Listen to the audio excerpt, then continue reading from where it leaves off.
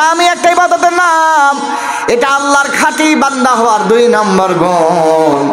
অতএব যারা কোরআনে কারিমের তেলাওয়াত জানতো করতো তাদের দাম আল্লাহর কাছেও বেশি, নবীর কাছেও বেশি। আল্লাহু আকবার বলেন। আল্লাহর বান্দা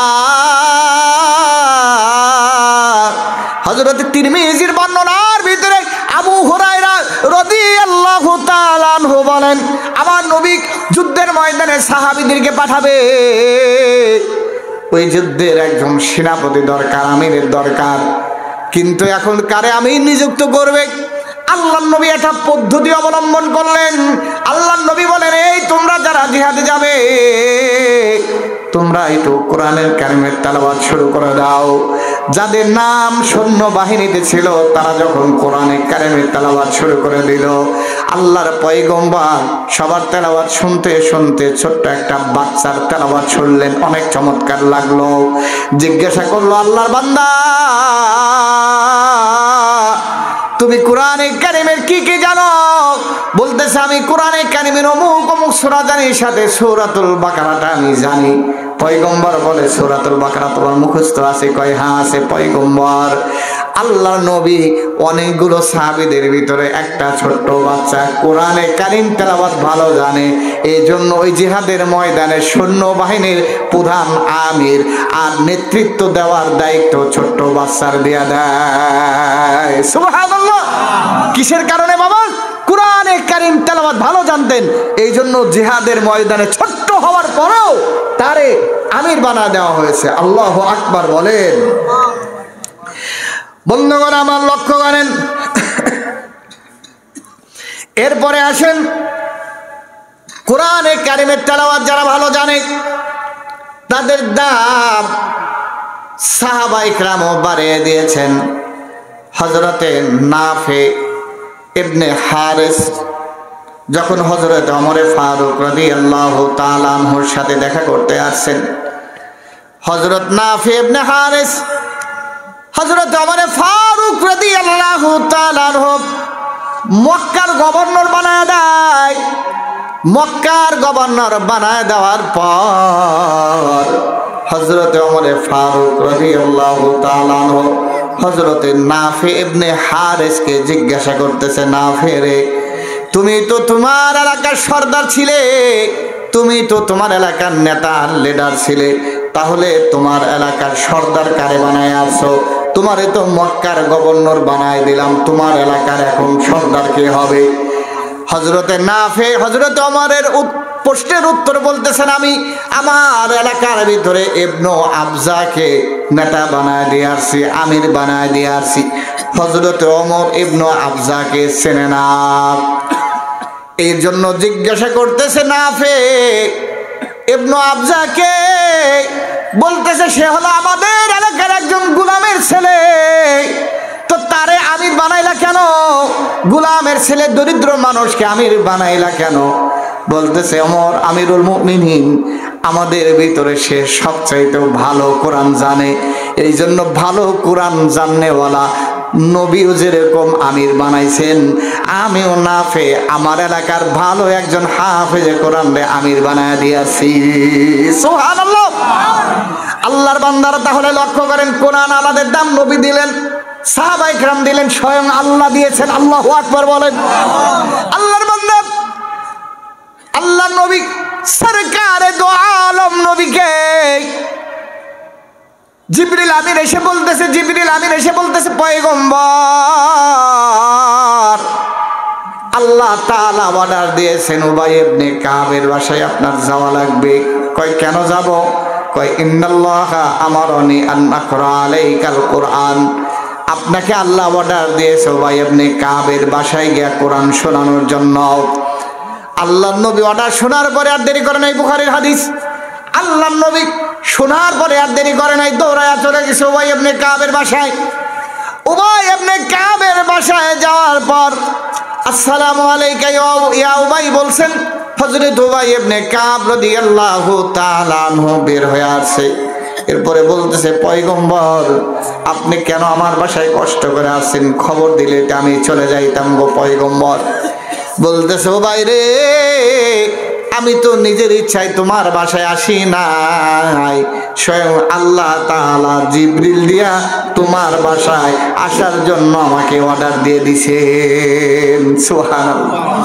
হযরত উবাই ইবনে কাব বললেন, পয়গম্বর সরকারে দো আলম নবী, কেন আপনার মতো পয়গম্বরকে সরকারে দো আলম নবীকে আমার বাসায় আসার জন্য কেন বলা হলো? বলতেছে আল্লাহ তাআলা অর্ডার দিয়েছেন, ইন্নাল্লাহা আমারানি আন নাকরা আলাইকাল কুরআন, আমি যেন তোমার কাছে একটা কোরআনের সূরা শোনাই, এই জন্য আমারে তোমার বাসায় পাঠাইছেন। হযরত উবাই ইবনে কাব বলেন, ও আল্লাহর নবী, ইয়া রাসূলুল্লাহ, আপনার উপর জিবরিল আমিন কোরআন নাযিল করছে। আল্লাহ আরশে মুআল্লা থেকে লৌহে মাহফুজ থেকে জিবরিল আমিন দিয়ে আপনার উপর কোরআন নাযিল করছে, আর ওই কোরআনটা আপনারে আমার কাছে শোনাইতে বলছে। আমার তো আশ্চর্য লাগে, আল্লাহকে আমার নামটা উচ্চারণ করছে? কয় হ্যাঁ, তোমার নামটা উচ্চারণ করছে। এবার হযরত উবাইর চোখ দিয়ে পানি বের হয়ে আসছে যে আল্লাহ তার মতো সত্তা আমার মতো নগণ্য একজন গোলামের নামটা উচ্চারণ করছে, তাহলে তো আমি ধন্য হয়ে গেলাম। এই ধন্য হওয়ার কারণ হলো সাহাবীদের ভিতরে চারজন সবচেয়ে ভালো কোরআন জানতেন, তার ভিতর উবাই ইবনে কাব একজন। এই জন্য যারা কোরআন ভালো জানছে আল্লাহ তাদের দাম দুনিয়াতে বাড়ায় দিয়েছেন। জোরে বলেন না বাবা সুবহানাল্লাহ। এই জন্য এই যে একটা মাদ্রাসা, এই মাদ্রাসায় কি শিক্ষা দেওয়া হয়? কথা বলেন না কেন? কি শিক্ষা দেওয়া হয়? তাহলে কি এরা শিক্ষা দামি হয় না বেদামি হয়? আমাদের চিন্তা চেতনা হলো যে কোরআন শেখে যারা, এরা হলো সব সমাজের সবচাইতে নিকৃষ্টতম পরিবারের সন্তানেরা কোরআন শেখে, এরকম একটা ধারণা আমাদের, ঠিক না বাবা? এরকম একটা ধারণা আমাদের আছে না নাই? কিন্তু এই হাফেজে কোরআনদের মর্যাদা স্বয়ং আল্লাহ দিলেন, নবী দিলেন, সাহাবায়ে কেরাম দিলেন। শুধু কি তাই বন্ধুগণ আমার, যেহেতু একটা মাদ্রাসার মাহফিল, এই জন্য আমি কোরআন থেকে আপনার এই কোরআন যারা পড়ে তাদের দু একটা কথা বলে আমি সামনে অগ্রসর হই। যেহেতু একটা মাদ্রাসার প্রোগ্রাম, এই কোরআনের হাফেজ যারা হবে তাদের দাম কত বেশি। কিয়ামতের ময়দানে আল্লাহ সুবহানাহু ওয়া তাআলা হাফেজ কোরআনদেরকে বলবে, ক্বালু লি সাহিবিল কোরআন ইকরা ওয়ারতাকি ওয়ারাত্তিল কামা কুনতা তুরাত্তিলু ফিদ দুনিয়া ফাইন্না মানজিলাকা ইনদা আখিরি আয়াতিন তাকরাউহা। আল্লাহর নবী বলে কিয়ামতের ময়দানে হাফেজ কোরআনদেরকে বলা হবে, ও হাফেজ, দুনিয়াতে যেমনি করে সুন্দর করে তেলাওয়াত করতে অমনি করে সুন্দর করে তেলাওয়াত করো, আর আমি আল্লাহর তৈরি জান্নাতে উঠতে থাকো। নবীজি আমার বলেন, এক আয়াত তেলাওয়াত করবে, অটোমেটিক হাফেজে কোরআন একতলা জান্নাতের মালিক হয়ে যাবে। এমনি করে করে আলহামদুলিল্লাহি রাব্বিল আলামিন তেলাওয়াত করতে দেরি হয়ে যায়, একতলা জান্নাতে উঠতে দেরি হবে না। সুবহানাল্লাহ। বলেন যে একতলা হুজুর, একতলা জান্নাতের মালিক, আপনাদের এই মাদ্রাসার মতো একতলা মিয়া, যে জান্নাতের একটা তালার দূরত্ব হলো আসমান আর জমিনের দূরত্ব সমপরিমাণ। সুবহানাল্লাহ। বলেন এইরকম সূরা ফাতিহা শেষ হয়ে যাবে, 7 তালার মালিক হয়ে যাবে। মিনাল জিন্নাতি ওয়ান নাস শেষ করবে, 6666 তালার জান্নাতের মালিক হয়ে যাবে। সুবহানাল্লাহ বলবেন না বাবা? আরে মিয়া, আপনার 2 তালা 3 তালা বাড়ি করতে আপনার জীবন যৌবন শেষ করে ফেলেন, চাকরি জীবন শেষ, রিটায়ার করেন, রিটায়ারের কয়টা টাকা দিয়ে বাড়ি করতে করতে আপনি মারা যান, ভোগ করে যাওয়া সম্ভব হয় না, এরপরে আপনার সন্তানরা ভোগ করে, আর একজন হাফেজ কোরআন জান্নাতের 6666 তালার মালিক হয়ে যাবে। এই জন্য আপনারা যাদের সন্তান হাফেজে কোরআন, খুশি না বেজার? আওয়াজ দিয়ে বলেন বাবা, খুশি না বেজার? এই জন্য এই মাদ্রাসাগুলোর দরকার আছে না নাই? আওয়াজ দিয়ে বলেন, আছে না নাই?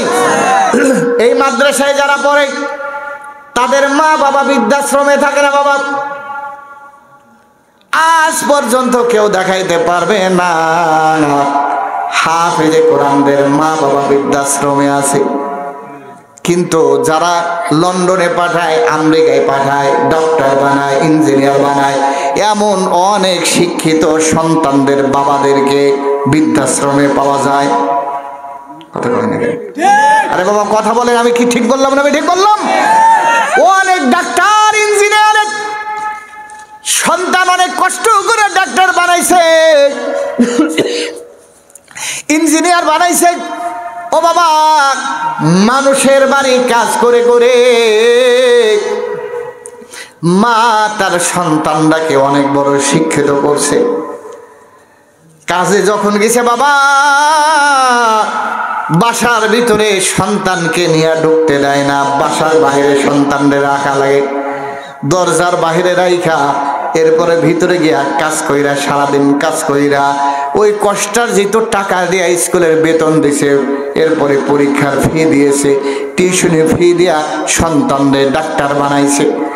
ডাক্তার হওয়ার পর যখন সন্তান বিবাহ করছে, এইবার বৌমা এসে কয়, তোমার এই কাজের বুয়া মার সাথে থাকতে পারতাম না, তাকে গ্রামে পাঠায় দাও, আমরা ঢাকায় তারে রাখতাম না। এমন কপাল পোড়া সন্তান আমাদের সমাজে আছে না নাই? বউরে আলাদা নিয়ে থাকে, আর ওই যে মা তোমার কাজ করিয়া করিয়া লেখাপড়া শিখাইলো, ওই মারে দেশে পাঠা দেয়, এরপর মার অভিযোগ নাই। এরপরে কয়, আমি কষ্ট করি আমার সন্তান ভালো থাকে, আমি কষ্ট করি আমার সন্তান ভালো থাকে, এরপরে বদদোয়া করে না। অনেক বাবা এমন পাওয়া যাবে, আল্লাহর বান্দা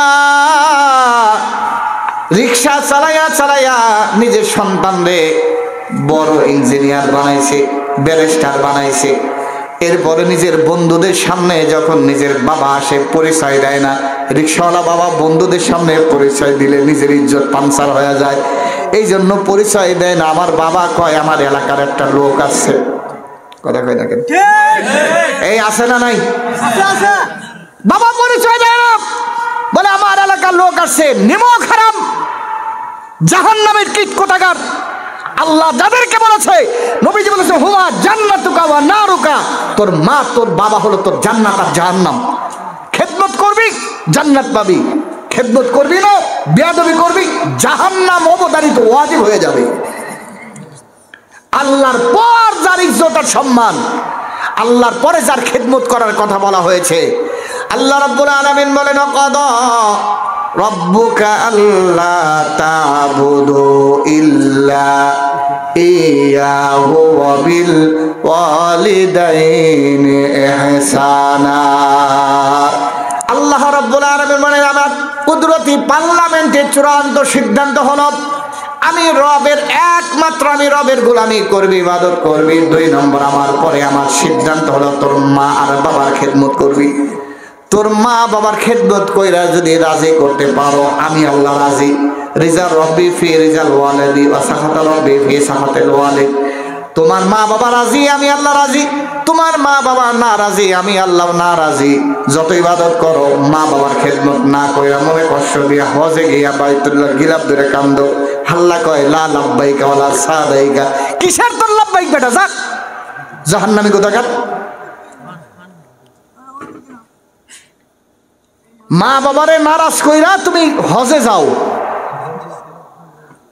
মা বাবারে খেদমত না কইরা তুমি কুরবানি দাও, মা বাবারে নারাজ কইরা তুমি বড় বড় গরু নিয়া হাদিয়া নিয়া পীরের দরবারে যাও, কোনো লাভ নাই আল্লাহর বান্দা, কোনো লাভ নাই, কোনো লাভ নাই। আগে তোমার মা বাবারে খেদমত করে রাজি করা লাগবে। তোমার মা বাবা যদি রাজি থাকে, আল্লাহ রাজি হয়ে যাবে। তোমার মা বাবা যদি অসন্তুষ্ট হয়ে যায়, আল্লাহ অসন্তুষ্ট হয়ে যাবে। অতএব মা বাবারে খুশি কইরা দুনিয়াতে বহুত মানুষ জান্নাত কামাই করে নিছে। আল্লাহু আকবার বলেন। বন্ধুগণ আমার, আমাকে এই বিষয় একটু টাচ দেওয়ার জন্য বলা হয়েছে, এই জন্য আমি আমার আলোচনা এখান থেকে এদিকে নিয়ে গেলাম। এই যে শেষ করে দিচ্ছি, আপনাদের কষ্ট দেব না। মা বাবারে রাজি কইরা এত রাজি আর খুশি আল্লাহকে করছেন।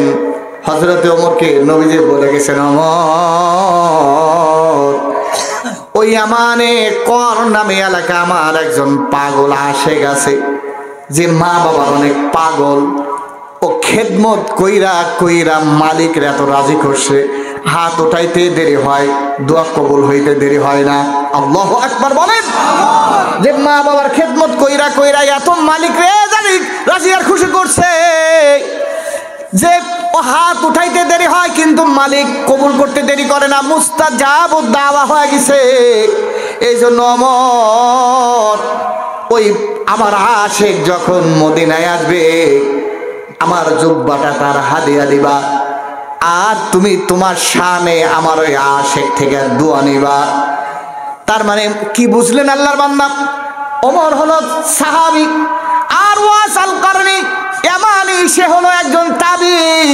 কিয়ামত পর্যন্ত সমস্ত তাবি সহ তামাম জগতের মুসলমান যদি এক পাল্লায় দেওয়া হয়, একজন সাহাবীকে যদি এক পাল্লায় দেওয়া হয়, তার ইমানের পাল্লাটা ভারী হয়ে যাবে।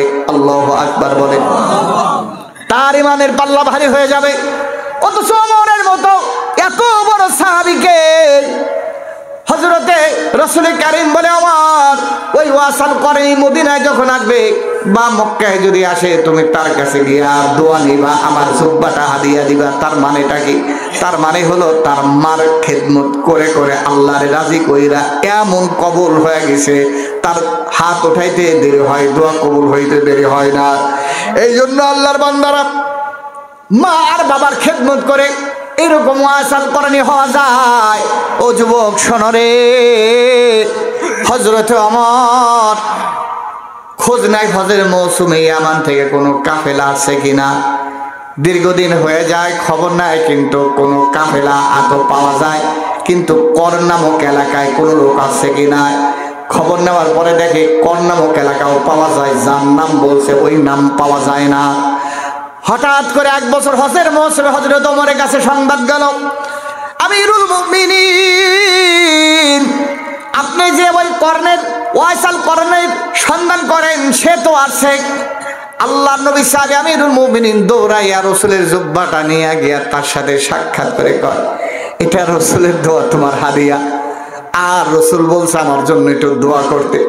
ওয়াসাল করণে হতভম্ব হয়ে যায়, আপনি সাহাবী আমি তাবি, আপনার মর্যাদা কত আর আমার মর্যাদা কই? কয় না না, তুমি মারে খেদমত কইরা মুস্তাজাবুদ দেওয়া হয়ে গেছো, তুমি হাত উঠাইতে দেরি হয়, আল্লাহ ওই হাত ফিরাইয়া দিতে শরম পায়, তোমার দোয়া আল্লাহ সাথে সাথে কবুল করে নেয়। আল্লাহু আকবার।